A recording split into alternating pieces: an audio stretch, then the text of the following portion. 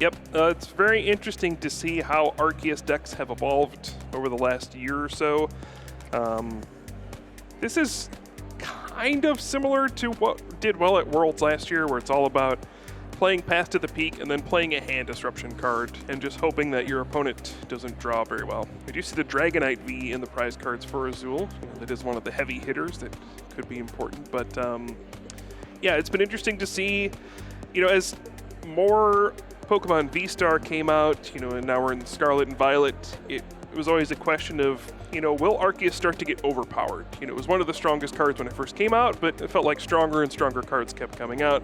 Trinity Nova maybe not as powerful as it once was, but the consistency of Starbirth and just, having that huge HP Pokemon, dishing out damage, a low maintenance Pokemon, you can just spam Judge every turn, it still works. What's not to love? Judge, Path, every turn. Nest Ball. Fun for one person. Nest Ball going to start things off for Landon here, looking to eye down that Arceus V. You're going to need one of those in play if you want a V-Star on turn 2, so that's going to be step 1. Yep. I do want to talk about the matchup a little bit. Of course, Azul is playing a Lost Box deck.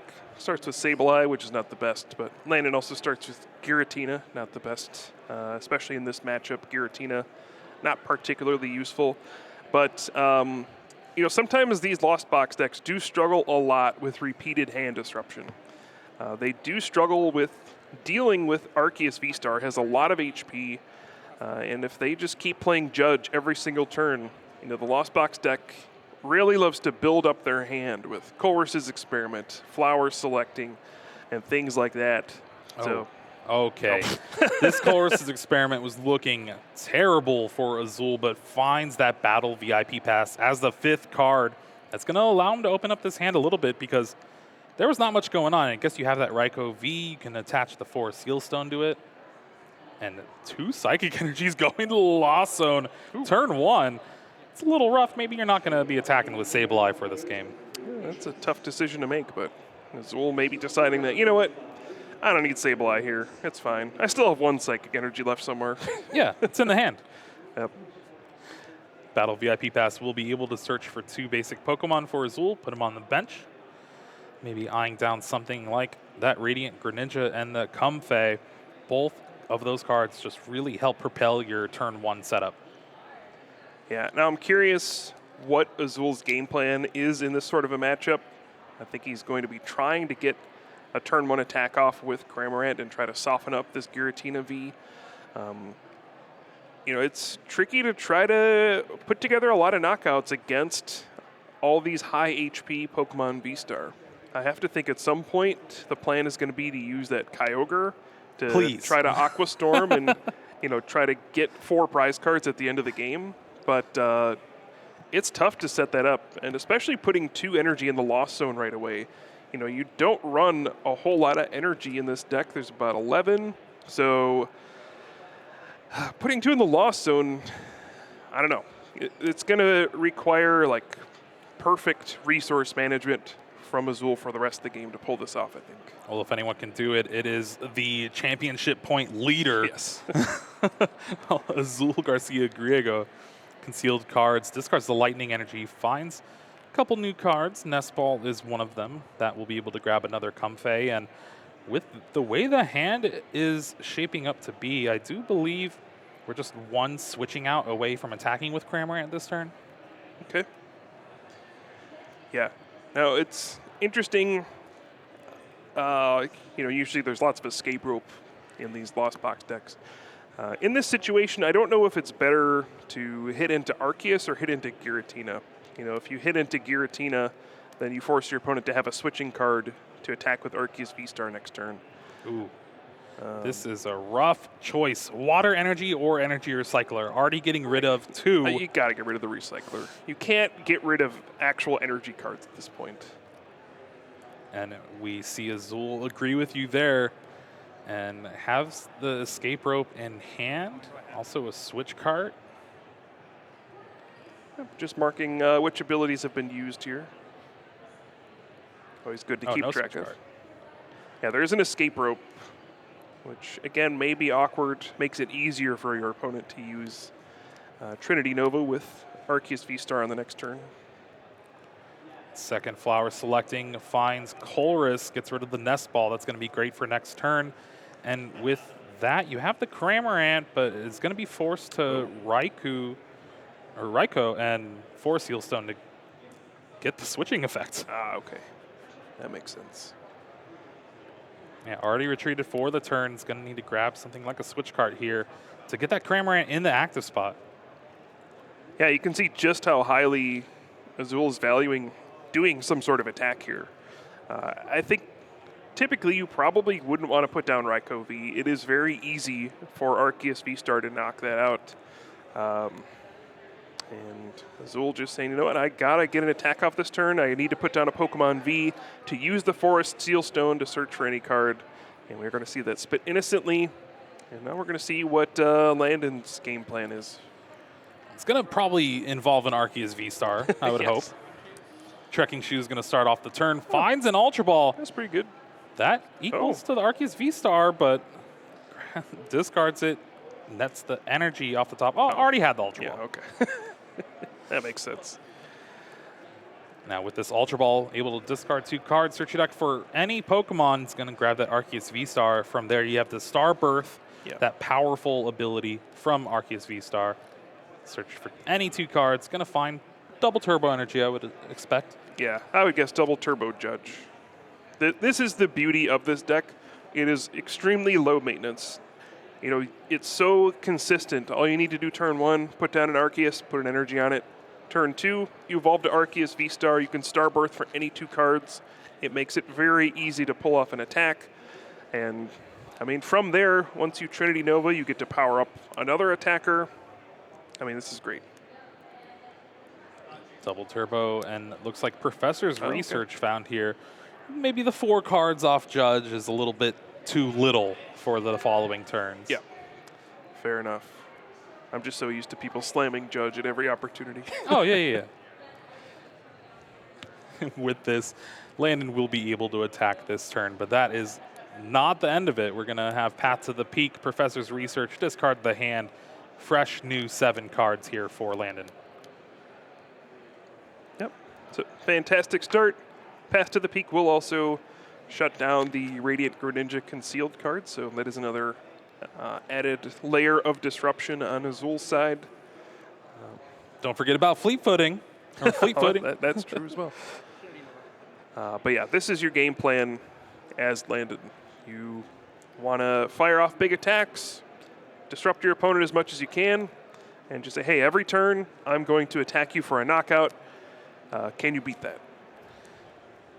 Honestly, it might even be beneficial to just not evolve into the Giratina V-Star. The basic Giratina V has 140 for 3. That's enough to knock out most of the regular Pokemon in Azul's deck. Yep, whole reliable shred. Giratina V-Star is not particularly useful against Lost Box decks. Now, it does give you the option to get a clean knockout on the Raikou V at some point, potentially. But yeah, I wonder if Azul is going to try to use that Raikou V to clean up this Arceus V-Star here. Well, starting things off wonderfully, Beach Court bumps the Path to the Peak. That allows concealed cards to draw 2 cards. Finds another Colress's Experiment. Colress's Experiment, 5 cards off the top. Yep. You are now building that Lost Zone. Finds the Mirage Gate as well, so will unlock an attack with Raikou V this turn if he wants to go down that route. And one good thing, there's no energy Yeah. in this Colress's Experiment. You don't need to worry about that. The Clara going into the Lost Zone may be a little worrisome later on, but you play 2 of those. It's fine. Yeah, so things going pretty well for Azul so far. Got the turn 1 attack with the Cramorant. Can follow this up with the turn 2 attack from the Raikou V. And then we'll go from there. Flower selecting, deciding between Pokestop and a Sableye. Wow. Decides to keep the Sableye. It's interesting with only 1 Psychic Energy available and 1 Recycler available. Exactly, yeah. We'll see how Azul wants to approach this game. Of course, he is extremely experienced with this deck. Used it to win an international championship. He's been playing it for most of the season. And it looks like we may see an escape rope here. And it's going to be a little interesting that it's going to force Landon to bring up that Bidoof. Kind of stymie the draw a little bit for later on in the game. And we're going to see another Flower Selecting just build that Lost Zone again and again. And oh no! Boy. Okay, now you have, I think, exactly 8 energy cards to play with, which means if you're going to Aqua Storm later for the full 5, you need to have exactly 3 on Kyogre and then exactly 5 in your deck. So it's going to make it more difficult to pull off perhaps a game-winning Kyogre attack later in the game, but we'll see if Azul even needs to go down that route. There was a point where Azul could have Mirage Gate before Flower Selecting. Get those energies out of the deck, less of a chance to see them and get them in the Lost Zone. But here we just see the Mirage Gate after, charging up that Radiant Greninja. Yeah, looks like he's going to favor going for the Moonlight Shuriken here. I'm curious to see if he'll even bother knocking out the Bidoof, or maybe just tries to hit both Pokemon V on the bench and maybe tries to set up some longer-term Lost Mine plays with Sableye. Lost Vacuum, getting rid of that Battle VIP pass and the Beach Court.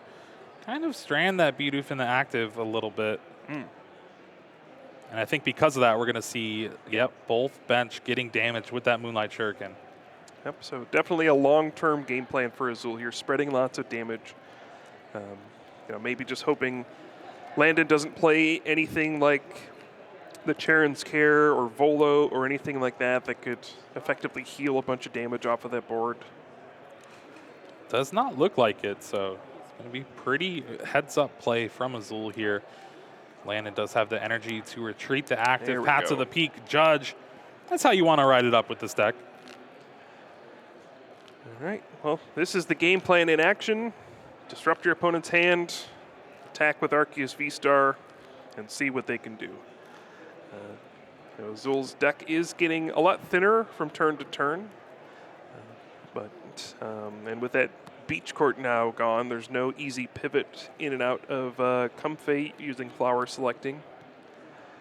So this is going to be a constant barrage of hand disruption from Landon as the game progresses. And we'll see if Azul is able to continue to piece together relevant attacks as the game goes on.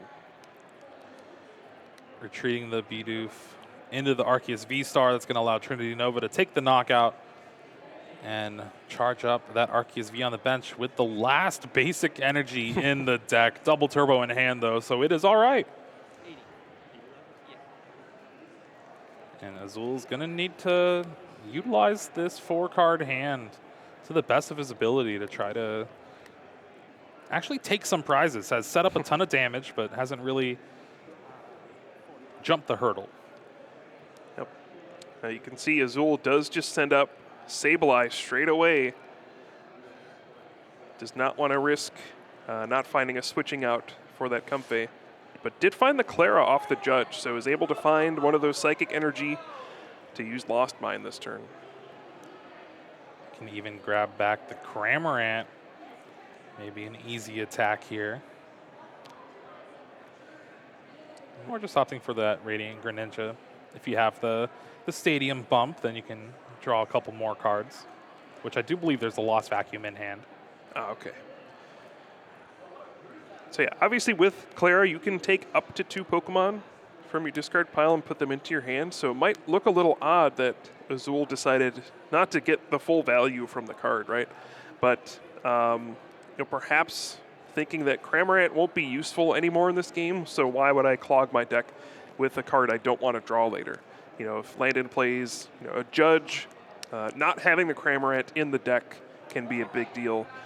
It's not a card you want to redraw. You want to keep finding useful cards as the game progresses. Yeah, like Energy Recycler and Mirage Gate for a Kyogre play, that would be awesome. I hope so. Now, interesting choice. Lost Mine taking down the Bidoof, that does not help you get closer to a victory. It's a 1-prize knockout. You still have to knock out 3 V-Star to get through the rest of this game. But maybe Azul valuing, cutting off the draw engine, the B-Barrel, as the game goes on. Does play Echoing Horn as well, so there's potential to bring that back and then get another easy knockout. there's just so many options at any given time for these Lost Zone decks. It's always hard to know kind of what the optimal line is, what's going to happen next. Obviously, you would trust Azul as the #1 ranked player in this region to figure out the optimal line of play in this scenario. But I mean, these are tricky games. Even the best players will admit these are tough ones to figure out. Oh, wow. Okay. Boss's Orders brings up the Comfey, Path to the Peak, and then Knockout. Wow. It's interesting because, granted, we know the list. There's only 3 Psychics in Azul's list, 2 of them in the Lost Zone, 1 on that Sableye, 2 Clara, 1 in the Lost Zone, 1 in the discard. Running a little low on energies, but opted to leave that Psychic in play. Yeah, and now both Clara down. There are energy recyclers to get back the Psychic energy, but yeah, this may be a gift for Azul. Now he doesn't have to stress about, oh, and there's another recycler going to the Lost Zone. Now he doesn't have to stress about lining up his next attacker. It's right there. Good little grip in Azul's hand, but the cards aren't really doing too much. Does have that last energy recycler, which is crazy to say. Yeah. If we see this, I think it's pretty much a given at this point that Kyogre's off the table.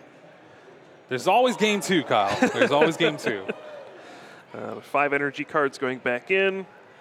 And this is kind of a nerve-wracking situation for Azul as well. Can power up Radiant Greninja once again, but basically Azul only has maybe 2 turns left in this game. Landon can take another single prize knockout, and then there is the Raikou V that could be knocked out. You know, Boss's Orders bring it up and get those last 2 prize cards. So if you're Azul, you have to figure out how many turns do you think you have left in this game? Well, there is that energy on the Radiant Greninja switch card, getting the Forest Seal Stone out of the hand.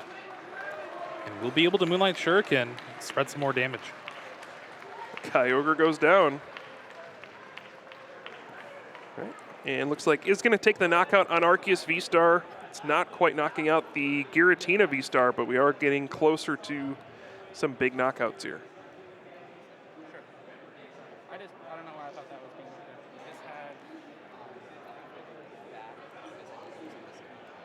just had I thought there was 200 on there. Maybe I was wrong. There's 130 on the benched Giratina. I think they're just clarifying the actual damage on the board. Okay. Sure. So that would be at 15 then? Just trying to sort out the damage. This is always a tricky part. It's also the dice you have to worry about sometimes. Math is hard, Jeremy. It is. Yeah. Yeah. No further commentary. Math is hard. Okay, so we're trying to kind of reset the situation here. Yeah, there was 200 on the active, so that should be knocked out. And then I believe there was, 130 on the Giratina, or was there 150? Looks like 150, yeah. Okay. That makes sense. It was 90 from a Moonlight Shuriken, then 6 from Sableye, because the other 6 went on Bidoof. I think you said 4 earlier. That's why I said 6. Did you? Okay, sorry. So All right, I think they were clarifying the math from the earlier Lost Mine. I think it is all good now, and I don't think that changes Azul's Moonlight Shuriken here. Yep, I think just trying to figure out,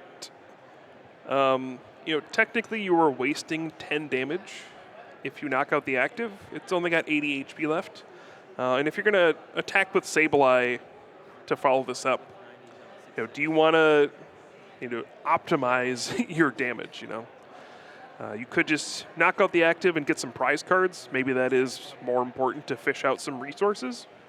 But if you're talking about like pure damage output as the game progresses, you are kind of losing out on 10 damage if you knock out this active. Because you could clean it up with Sableye, which is able to spread damage precisely everywhere. I think everyone's just clarifying again.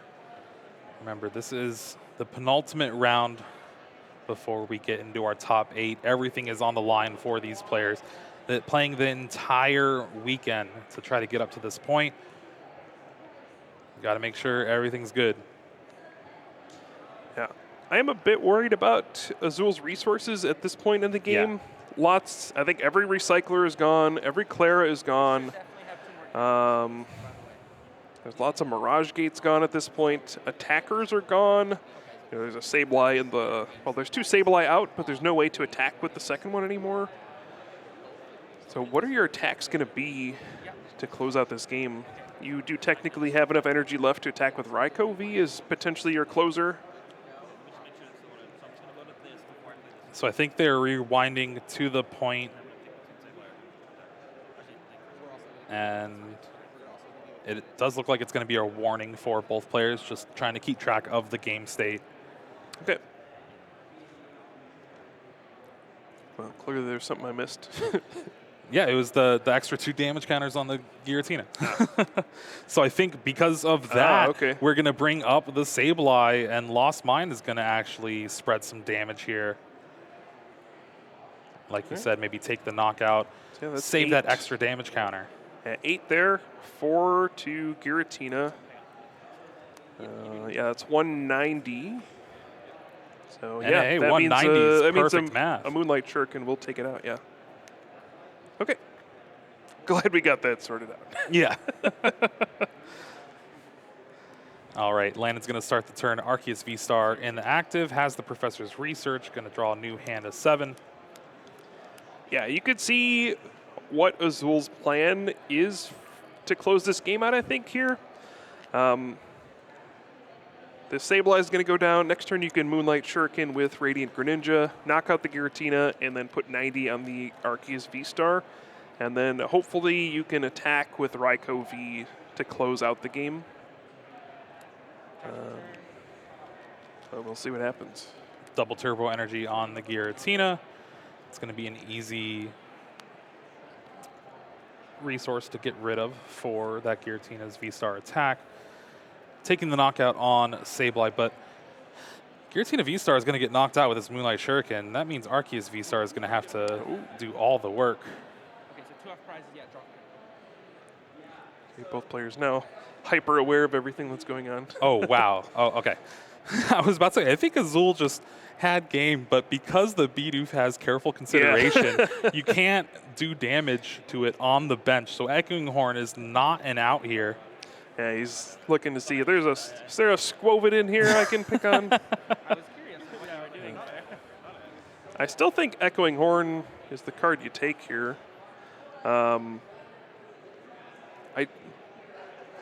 I'm not smart enough at this point to do the math on how many benched Pokemon there would need to be for Raikou to follow up for a knockout, but Echoing Horn does give you plus 20 damage in that situation. And it looks like Echoing Horn was the choice. Nest Ball to the Lost Zone. Azul's hand's not very good. Yep. And these are the real tough games with these Lost Box decks. You are running low on every resource. Any slight mistake can cost you the game. You need to remember exactly how much of everything you have used. And Azul's going to do his best. Another Moonlight Shuriken gets 2 prize cards. 1 switch card is left in there. Boss's Orders Choice Belt, able to take the knockout on the Raikou. That'll and do it. Landon coming back from behind, able to take game 1 here against Azul. Yeah, Choice Belt, a card that has gone in and out of Arceus decks. And, you know, this weekend I've seen a lot more Choice Belt than before. And paying off there, that was a game winner. Yeah. The 1 choice belt in the list, able to save it until the very end when you need it the most. And Landon is just 1 game away from going to 35 match points. Whew. That was an intense game, Jeremy. That was very intense. I'm glad they were able to resolve the damage counters. I think it was just miscommunication. Azul went 60-60. I think Landon 60-40, and then just missed the 2 damage counters. Sometimes it's just hard to add up the dice. Very, yes. Yeah, I think I'm glad it got resolved. Yeah. Yes. But yeah, this is an interesting matchup. Still, we have not seen an Aqua Storm. We'll see if that changes here. But yeah, you can see an interesting approach to the matchup from Azul, favoring attacking with Radiant Greninja multiple times. And it looks like we're getting set up for game number 2. And Going to get a little bit of a time extension, I believe, as well. okay. Just marking that down. No, looks like a match slip is being signed. Oh, okay. It looks like they just intentional drew. Hopefully we'll find out soon. Yeah, it's a tie. All right. Oh. Okay, so the rare in-game agree to a tie. This has been a weird 5 minutes, Kyle, I must say. I gotta say, Jeremy, of all the plays that could have happened, that was one I didn't see coming. Players just looked at both of their hands like, all right, do you just want ID? Yeah. Huh. All right. Okay, well, I think that makes some amount of sense for Landon. Just saying, you know what? I'm at 33 match points. It's pretty beneficial.